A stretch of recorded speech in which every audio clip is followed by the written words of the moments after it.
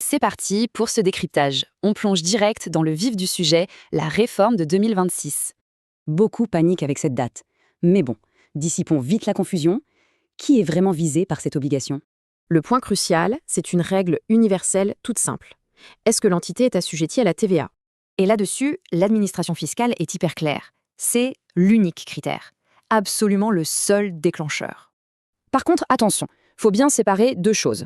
Recevoir les factures d'un côté et les émettre de l'autre.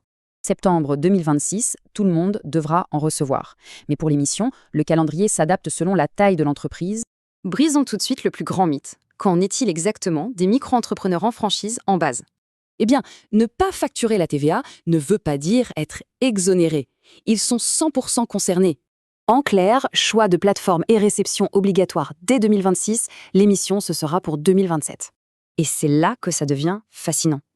Prenons les professions médicales exonérées, comme les médecins ou les sages-femmes. C'est l'exemple parfait.